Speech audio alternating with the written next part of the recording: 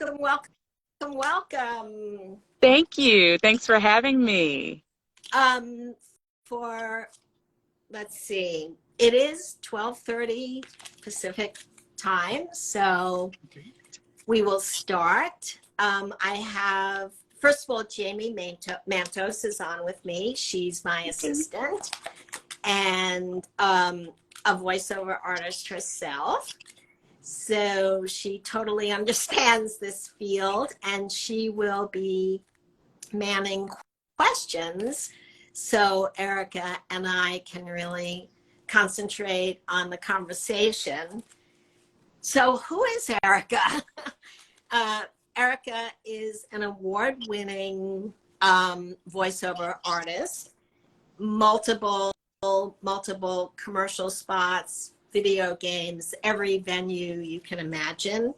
I know that on social media, the whole idea is we have very short attention spans. So I'm not going to go into the whole list because guys who are here with us, you are here for a reason. You are here to hear what makes a voiceover artist successful. So last week I had Nico Mana, and this week I have Erikka.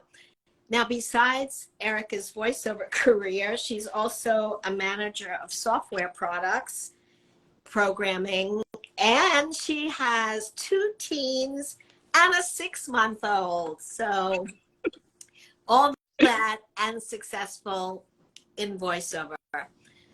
So I've known Erikka for years. She's auditioned for me, and I finally met her at a voiceover convention. And you're so inspirational, Erikka, that I really wanted to share you with my audience. So what is it that you feel in your, first of all, how long have you been doing this? And obviously you're located in Texas, so obviously you have home studio, and you have no boundaries as to where your clients are. You work all over the country and all over the world if someone wants you. Tell us a little bit about how you started. Okay. Yeah. Actually, I'm in Atlanta, so Texas. You might be having a little premonition there because we've just talked about maybe Texas one day. Oh, that is a premonition. All good, all good. Thank you so much, Terry, for having me. Really happy to be here with all of you. And yeah, so how I started my voiceover anniversary is September of 2016. So that makes it almost 7 years. Come this fall, it'll be 7 years for me. Way I started is I sort of started in music. So singer, songwriter. I was writing my own music and performing on my own as well as with a corporate band. So doing like the high-end weddings and corporate parties and whatnot. And at the time, my kids were about maybe like 7, 9 age. So not super young, but young enough where I wanted to spend more time with them. I was working full time for the Department of Defense as a project manager. So Monday through Friday, regular, that 9 to 5 grind. And then on the weekends, I was off on the corporate gigs. So I didn't really have a lot of time with my kids as much as I'd like. Our evenings were very cherished, but they wanted me home more. So I heard a friend mention that he was going to a studio to do a voiceover. And I was like, well, what's that? Like, I had no clue that this was like a whole thing. So then I got on the Google hustle, and kind of got online and researched and went to some studios. I was in Richmond, Virginia at the time, and had a friend that was going to VCU that graduated from the theater program. And she told me about a local studio there that did some demos and did some voiceover work. So I went to them, and I literally had a session with them today. So I'm still working with that studio 7 years later. Relationships, guys. A lot of it is Relationships. Oh God, relationships. it is. Yes. So bless their hearts. They walked me through my first demo when I didn't know what I was doing. We don't And like people to make demos before they know what they're doing. don't do what Right? Erikka did. Don't do what I did. I got very, very, very lucky, like 0.1% of people that works out for. But I booked a couple times and then it was silence because I didn't know what I was doing yet. But yeah, kind of fast forward, finally got to the community and got the real training that I needed. And, here we are. Things have been going well. That's great. I know that a lot of why I think you're so great is that your voice definitely, your reads definitely have a point of view, has a personality, which is what makes you or anyone else, when they can find this in their reads, stand out. Like, oh, what is it? How would you put it into words? Like, what about your, like when you see a piece of copy, how do you approach it, make your choice? And what do you think when you finally click that button and say, oh, I'm going to send this? You know, what do you think the elements are that make it stand out, make it Yeah. good to you? Yeah. So the first thing I do is, because I tend to be a little bit anxious sometimes, I usually will get in the booth and do a cold read. Um, because that way I'm kind of trusting my own instincts. Um, I do read the specs. I know some people say they don't even look at the specs. For me, I need to get a sense Oh, of what the story is without getting into the details. Because if I get too much into the details on the very first read, I'll overthink it, and overanalyze it. But if I read the specs, I get a sense of the story and how my story connects with that story, you know, and I'll find something personal to me, something specific that links to that. And then usually the script, it usually aligns. And on that first read, I'll give myself that one, and then maybe I'll do another one after, now that I've gotten the words sort of in my mouth, to see if that one comes out better.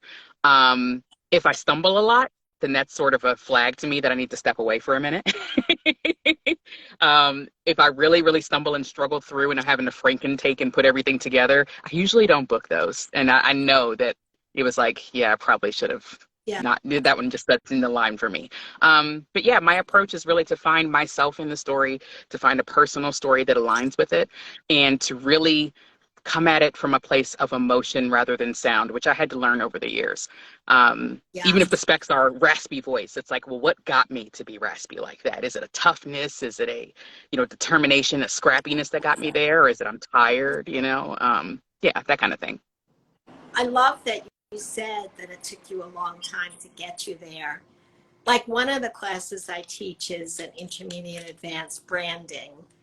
And the biggest lesson is to understand it's way beyond a technique to really own your read. And it really is just what you said. It's more than a read. And it's so hard for people to get that. Yeah, it is. It's hard. And I cheated a little bit in having the Wow. music background. Oh, I cheated. definitely. But it helped because I understood the cadence of communication. I also have a communication degree, so that helped. But even still, not being sort of a formally trained actor, I had to understand that while in music you are channeling emotions to get that feeling across in what you're singing. When you're reading, it's very different to really just focus on the sound rather than really getting into the emotion and the story. And that was what I had to kind of hone on, and develop as a talent. And one of the ways that I teach is just what you said, is understand the emotion that the ad agency is putting this ad out because, and trying to create, emote a certain emotion from the audience, Yeah. whether it's trustworthy, bright and happy, luxurious, whatever it is. So understand that emotion first, and then then they're looking for the voice for the very end to top off the emotion. It's like icing on the cake. Yeah. So, And um, and I think thinking about the intention behind that emotion, like why did the ad agency go after that emotion? Because we buy from people that we like, right? Or we get things from people that we like. So if they want you to sound youthful, it's because they're trying to connect with a youthful audience. Or if they want somebody that sounds trustworthy, it's because maybe this topic, like insurance, is scary. So we want somebody from a place of trust and authority to tell me it's okay and to come to this company. So thinking about the intention behind why the specs are what they are really helps me too. yeah, I'm kind of shocked that you say some people don't even look at the specs or don't look into what's behind it. Now, specs can definitely be very push and pull, yin and yang, and they can get mixed up, but definitely it can mix you up, but definitely I agree. You have to look at the specs and then go into it deeper, just what you're talking about, really figure things out and understand it. And then of course, when you do it, it sounds like there's no work in it at all. Well, that's the acting part, right? Exactly. Yeah. Erikka, I love what you said about finding yourself in the script and how you can personally connect to it and where you fit into the greater story that the ad execs are telling through this spot and everything, and finding your emotional plug-in as well. Because as you know, as voice actors, sometimes we get the scripts and it doesn't necessarily read on the page what would be conversational or how we would say things or any of that, because there's that sales language in there, right? So then finding a way to organically connect that to you is so important too. Exactly. Totally. Yeah. Jamie, are there any questions yet that we might answer? Yes. Great. Actually, we do have a couple. One is a technical question and one is a technique question. So the first one that we're getting from people is, you've mentioned, you know, the hustle, right? And how busy you are with all of that. So what does typically, like as a voice actor and entrepreneur who has all these things going on, what does that job seeking hustle look like for you? And how do you find ways to find the joy and balance in your life while still be excited about pursuing voiceover as well? That is an excellent question. I think for me, I had to learn the balance too, because there was a point, especially when the pandemic first happened and everything was just kind of like the world opened and it was like a flood of voiceover work and all that. And I kind of went off the deep end a little bit for a little while. I mean, it was nuts. I was doing workshops until 1 a.m. because I'm on the East Coast, you know, and like doing all the auditions and all the jobs. But I found I really started to burn out, and that affected my reads. You know, they got more stiff and less loose and conversational and connecting. It was more like, get the auditions done. It was more mechanical. So I think I learned that I had to balance for the sake of the art. To be good, I needed to have life experiences to pull from, to have stories inside of me to connect with these scripts. So I find that actually now, I used to have this mantra when I was doing music about, you know, natural born hustler. I had merch and t-shirts and all the things, and I still have some. But my mantra now is that rest is part of the work, especially as an actor, because if you're not taking that time to connect with your family and get some sun and fresh air and know what it feels like to be actually relaxed, then you can't act relaxed, you know?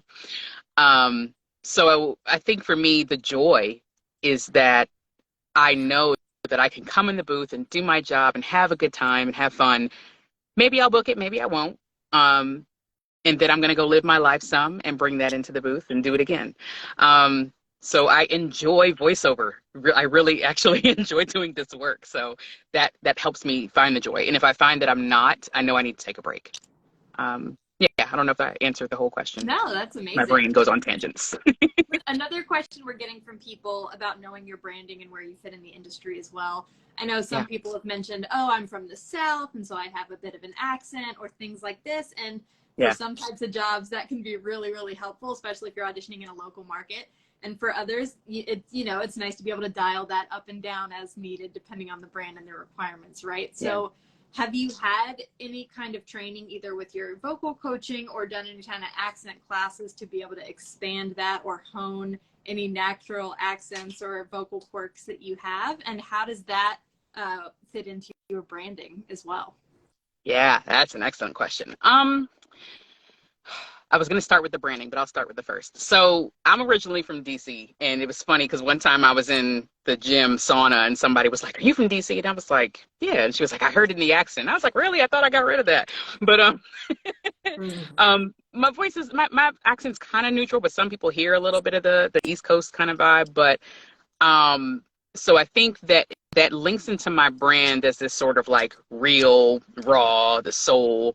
I have a lot of hip hop influence working in music and the type of music that I primarily wrote. So I think it's just about knowing yourself and owning it, you know? Like if you have a strong Southern accent, then you know when you get those auditions, it is yours and you're going to own it, and like you're just going to read it like this is already my job. I'm just, giving you guys a sample. And that confidence is really, I think, what gets you booked more than the sound necessarily. If you have something really strong, it could be beneficial to do some accent training to dial that back. I haven't had to do that necessarily, but I'm actually the opposite, where I'm trying to learn some more dialects. And I actually took an African dialects workshop about a couple weeks ago, maybe almost a month ago, just to try to stretch, because it was scary to me. And that was cool to try to maybe use that in like some video game work, probably more so than commercials where they really want you to be from those regions if you're going to use that accent. But yeah, I think as far as the branding goes, it's just about, this is who I am, this is where I'm from, and it just comes in my voice because I'm confident in it and know who I am, and I'm comfortable that way. Yeah, I love that answer. And as a casting director, we can hear when you're owning it. Yeah. That is the difference. Owning it is the difference and makes you stand out much more than a read.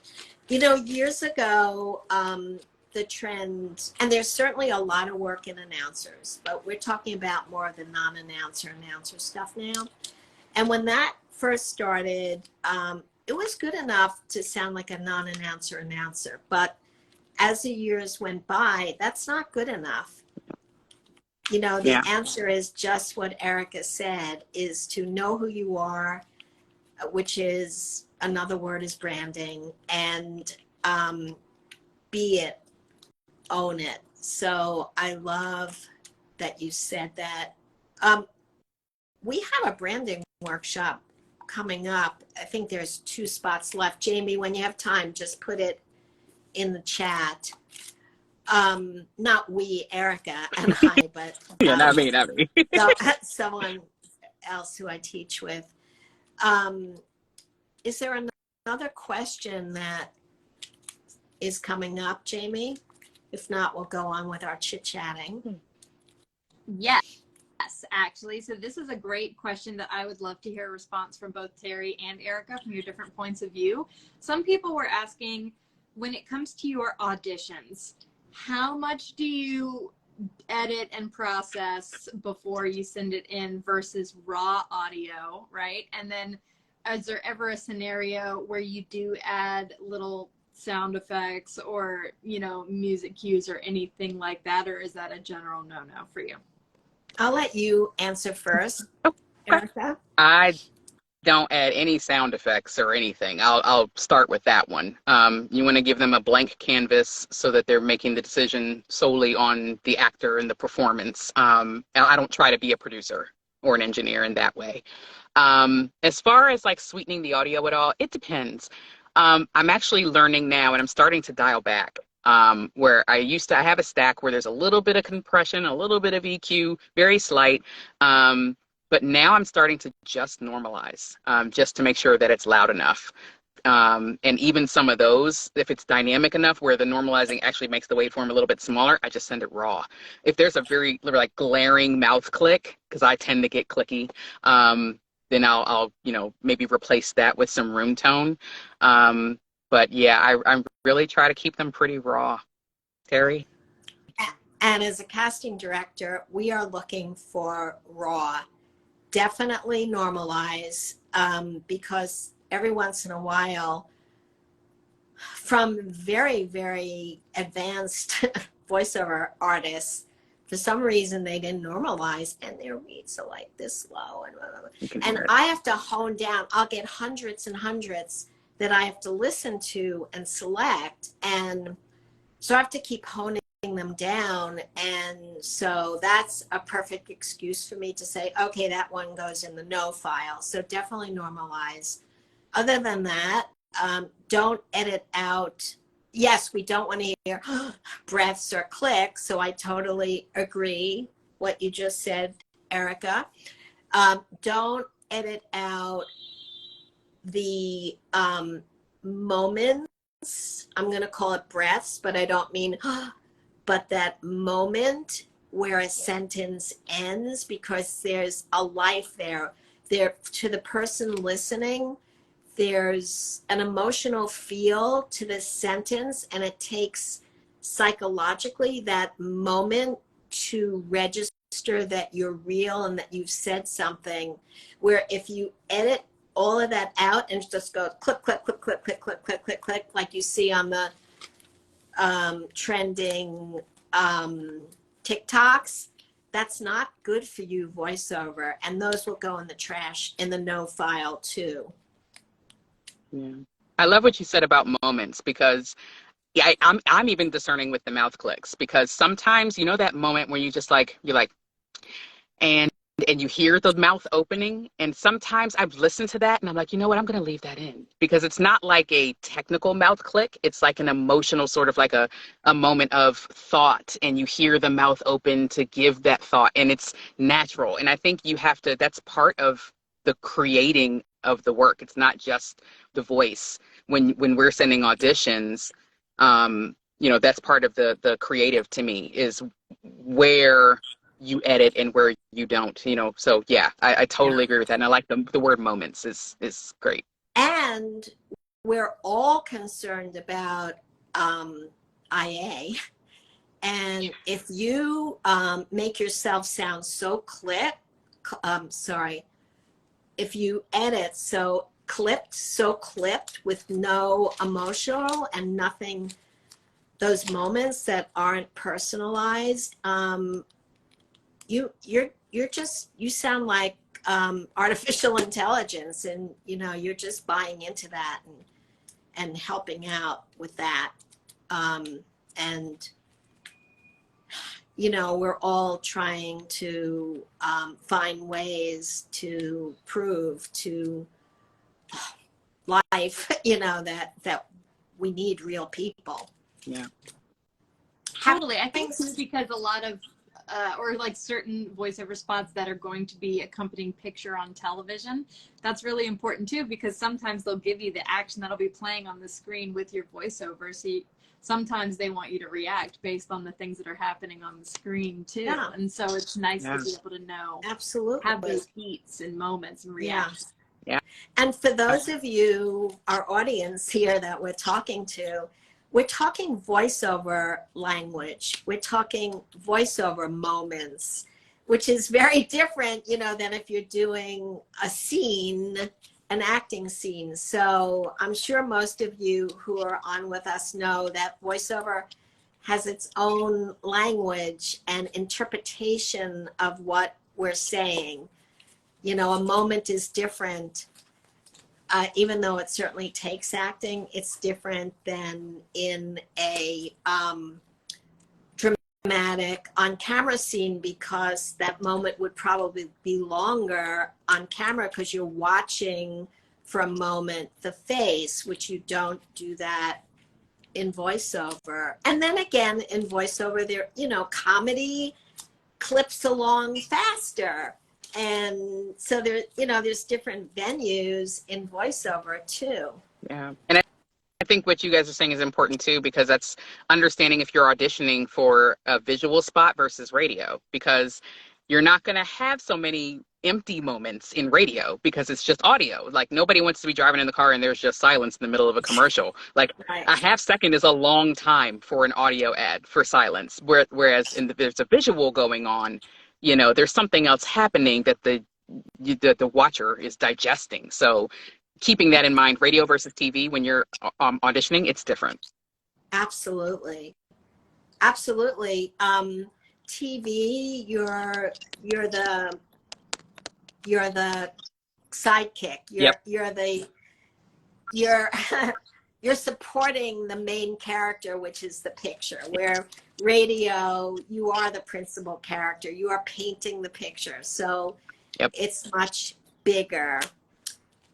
And by the way, Jamie, would you put our email, the info at Berland Casting in there?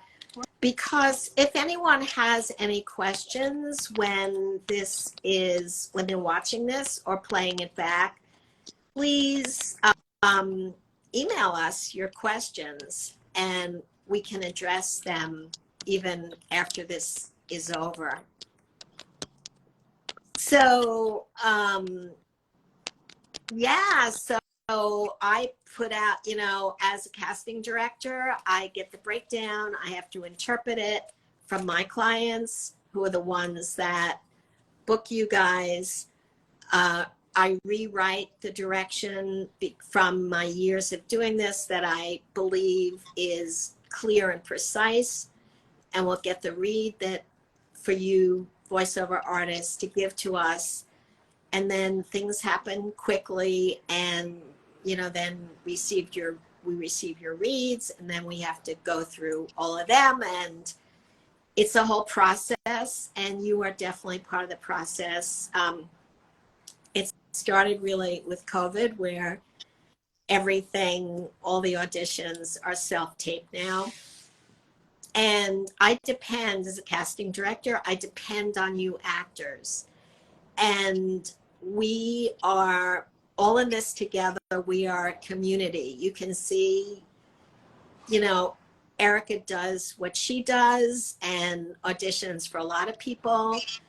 I might not have an audition for Erikka for another year, but Erikka is on my radar. There's a relationship there. Casting directors need actors, voiceover talent, and it's just amazing how, as a casting director, we learn very quickly how to adapt to what the industry needs. And you, as voiceover artists, you're right there with us. And as we were adapting to the changes, so were you. And we were very in sync. And you need us, and we need you. So we are definitely a community with respect for all. So for those of you who are on here and just getting in, you are entering a great community. Absolutely. Yeah. And I love that you said that, Terry, because another question that we received is, aside from, if you've auditioned in the past for casting directors before, what are some other ways, maybe if you don't have a relationship with that office already, that voiceover actors can get on casting's radar?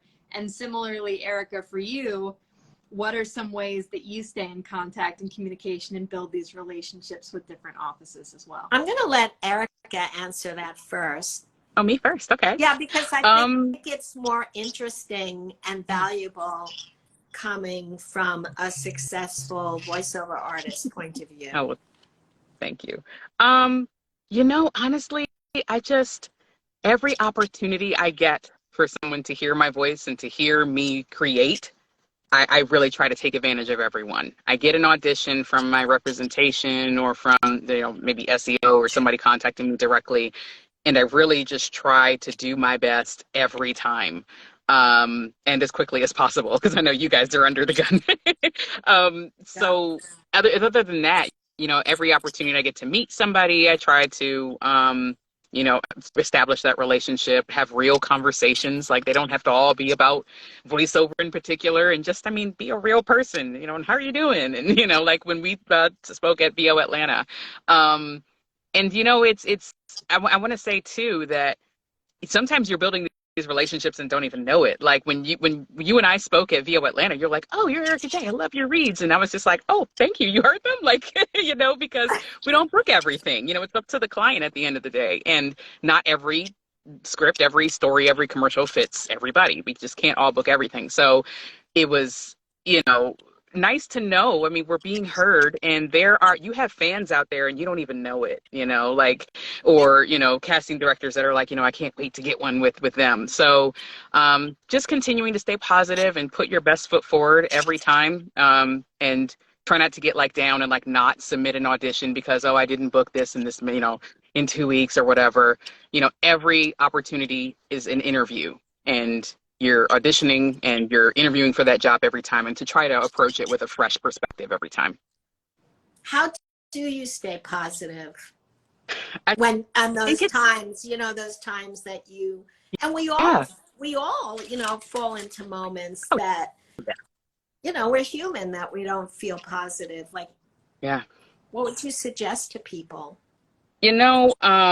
I am a big proponent of therapy, and I always say that in a way I feel like voiceover is therapy, and therapy helps voiceover, because it's okay to just be in a funk sometimes, for one. Like, you have to, like, own the feeling. I don't have to be like, oh, let me pick myself up by my bootstraps and, like sit in, what my therapist said, sit in the suck. Like, just like allow it for a minute. And Yes. sometimes that will feed a read. Like, not, there are a lot of them that are upbeat and want you to be happy, but some of them, you're relating to somebody who's, maybe has cancer. Like, they're not happy and upbeat, and you need to be able to relate to that story. So all of your emotions in your life are valid and will come into play in your commercial acting in any other voiceover. So I think allowing myself to have those moments, my amazing support system, my fiance, my kids, and they just kind of, allow me to have those moments, or, what do you need? Or let's order out tonight, not, don't worry about dinner or whatever. That's key.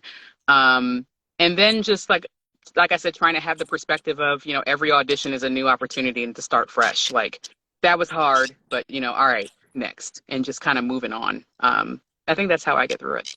Great. Well, it's time for us to start winding up. Jamie, are there any other pressing questions? If we don't get to your question, guys, please email us with the email that Jamie is putting in the chat. Any other questions that you think? Yeah, actually, I have a great one to kind of wrap up and bring it full circle. So someone asked, obviously making a demo takes a lot of preparation and work and financial commitment and all of those things. So for those people who are gearing up to make a demo and working on it, what do you suggest, Erikka, for advice for those people, in terms of knowing your branding, like looking up or watching different spots and kind of getting a feel for that, or looking up scripts to practice on, or reading aloud and doing different things to figure out what would be the most organic for you? Yeah, man.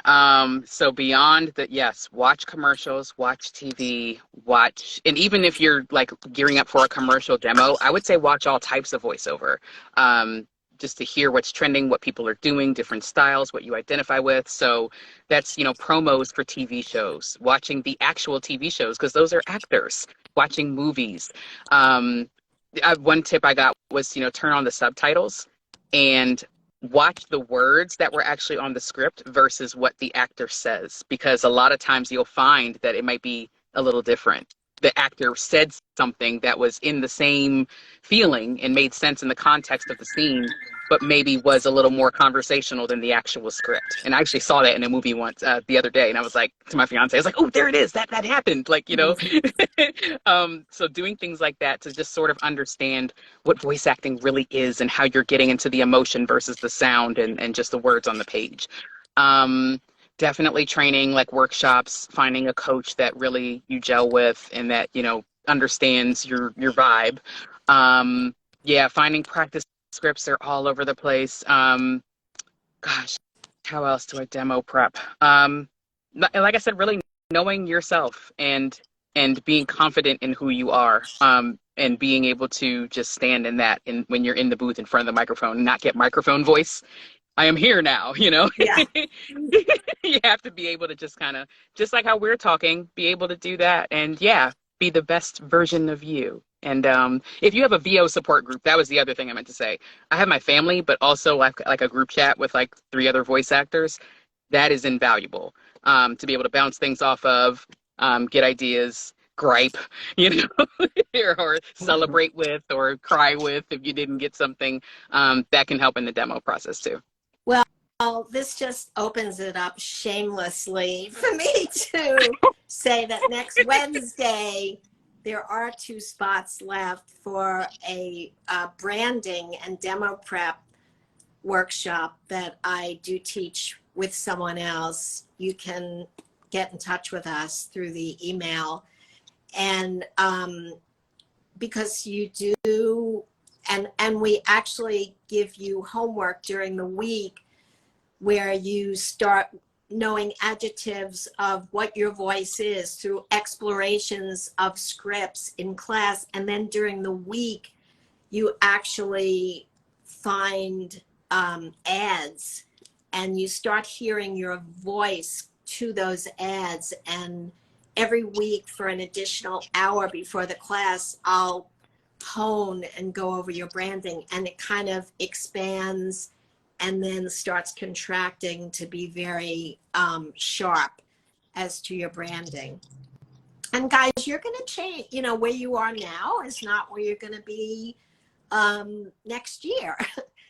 So we, you know, we all are changing, growing, expanding, and it's very creative what we all do.